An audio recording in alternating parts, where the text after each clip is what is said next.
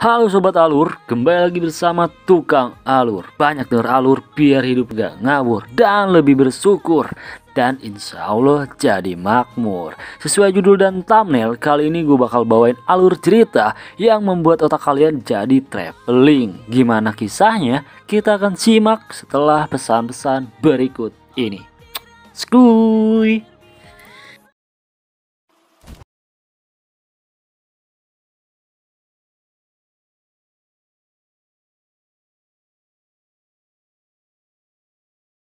Ini terkenal dengan adegan-adegan vulgarnya. Film ini mengisahkan kehidupan seorang bernama Jan dengan lika-liku masalah keluarganya. Nah, langsung saja kita menuju ke alurnya. Cekicrot. Tapi sebelum lanjut, jangan lupa klik subscribe dan tombol lonceng agar lebih bersemangat memberikan hiburan pada kalian semua.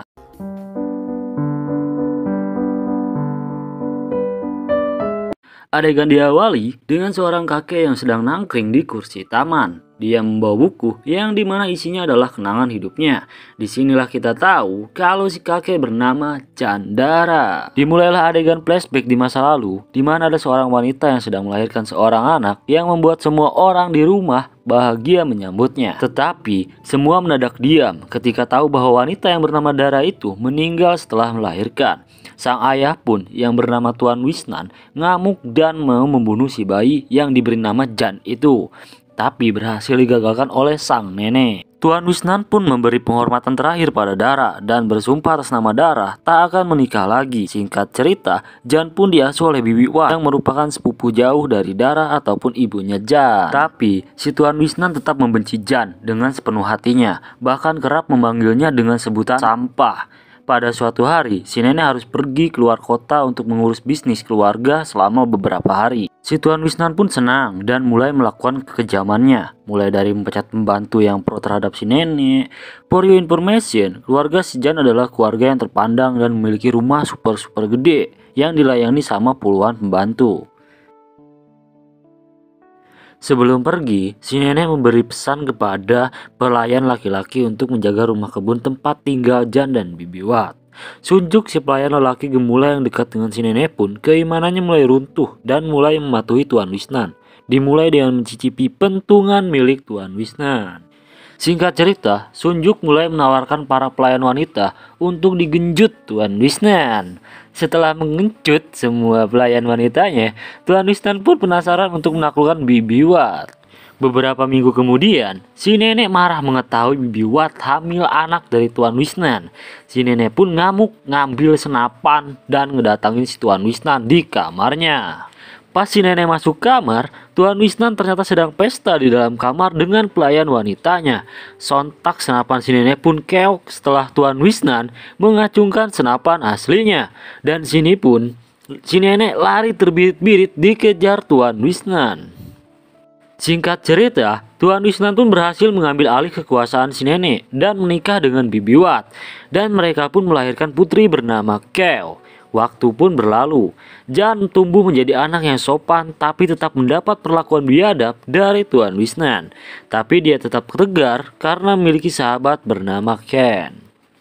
Suatu hari, Jan yang mencoba mengambil hati Tuan Wisnan dengan berlaku sopan malah dilempar cangkir sama si Tuan Wisnan. Jan pun jatuh sakit dan datanglah Bibi Wat untuk menjenguk Jan. Namun Jan malah minta peluk dan minta nenen sama si Bibi Wat. Tanpa diduga, Bibi Wat ngasih gunung kembarnya sama si Jan karena kasihan. Mantap gak tuh anjing? Singkat cerita, Jan pun tumbuh menjadi laki tampan calon pucek boy. Suatu hari, ia bertemu dengan seorang gadis bernama Hyacin yang ia tolong karena Hyacin terjatuh dan luka. Mereka pun akhirnya berkenalan dan terlihat Jan mulai tertarik pada si Hyacin. Jan pun pulang dan di sini diperlihatkan Ken yang tumbuh menjadi seorang fuckboy jago bertarung, dan di sini diperlihatkan bahwa Keo jatuh cinta pada Ken. Ken yang sedang ngobrol tapi gak ngudut dengan si Jan buru-buru pergi untuk bertemu dengan pacarnya, yang ternyata pacar Ken merupakan pengawal pribadi dari si Ken. Adegan berpindah pada si Ken yang sedang berkembang biak dengan pacarnya di kamarnya. Jan yang penasaran pun ngintip dan sangat menikmati tontonan live stream dari si Ken dan pacarnya. Keesokan harinya, Jan bertemu dengan Hyacin yang ternyata satu sekolah dengannya. Mereka pun mulai akrab dan semakin dekat. Pada malam hari, Jan pun mulai belajar cara berpacaran pada si Ken. Ken yang senang hati untuk mengajari Jan merelakan tubuh pacarnya untuk dijadikan bahan latihan. Singkat cerita, Jan pun menyelesaikan mantap-mantap perdananya dan menjadi bahan tertawaan si Ken yang ternyata mengintip dari jendela. Suatu malam, Bibi Wat datang dan curhat ke Jan bahwa si Tuan Wisnan bertemu mantannya dan malah ngajak mantannya untuk tinggal di rumah itu. Singkat cerita, mantan Tuan Wisnan yang bernama Bunlung datang bersama putranya bernama Karjon. Mereka pun disambut di rumah itu, dan di sini terlihat Bibi Wat yang tidak senang dengan kedatangan si Bunlung. Malam harinya diadakan sebuah pesta yang didatangi banyak mitra bisnis dari Tuan Wisnan.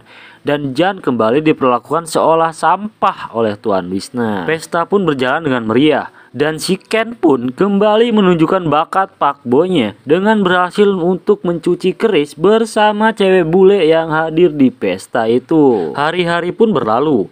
Pada suatu hari, Bunlung berjalan-jalan dan penasaran dengan tempat tinggal Jan di rumah kebun. Dia pun masuk dan mengambil buku Jan yang ternyata penuh dengan gambar-gambar mesum. Jan yang tidak berkutik dan membiarkan Bunlung membawa bukunya dan menyimpan di kamarnya. Buku tersebut pun ditemukan sama si Keo, dan si Keo pun membawa ke kamarnya. Keo terlihat sangat menikmati gambar-gambar mesum itu sampai dia sakne dan menggosok-gosok apem baunya dan larut dalam kenikmatan. Adegan berpindah pada Tuan Wisnan yang sedang berbicara pada Bunlung, dan si Bunlung pun merekomendasikan Jan yang terampil berbahasa Inggris untuk memegang salah satu cabang perusahaan di Singapura. Singkat cerita, Jan pun dipanggil sama Tuan Wisnan dan akhirnya dia dikasih kesempatan dan belajar ke Inggris.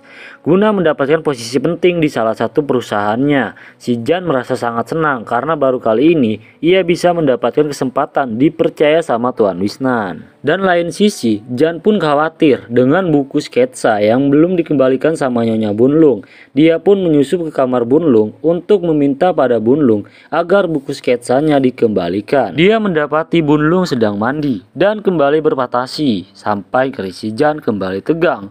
Dia pun ketahuan sama Nyonya Bunlung dan mereka pun ngobrol. Bunlung ngaku telah kehilangan buku sketsa Jan dan Jan pun ingin pamit. Tapi si Nyonya Bunlung yang merasa kepanasan meminta Jan untuk menggosok es batu ke punggungnya.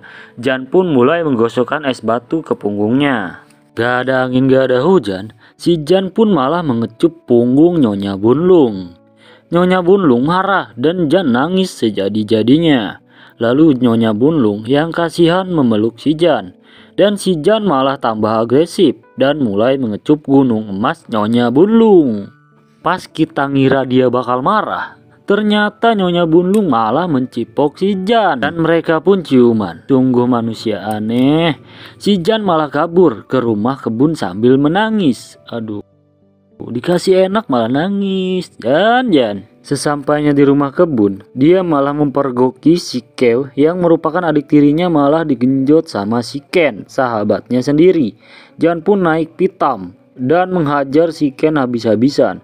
Suara teriakan si Keo pun mengundang para pelayan serta ibunya datang ke kamar Ken dan malah memfitnah Ken yang memperkosanya. Ken pun dibawa ke ruangan aula dan dicambuk habis-habisan sama si Tuan Wisnan. Tanpa diduga-duga, Jan pun datang bahwa Janlah yang memperkosa Keo untuk melindungi sahabatnya itu.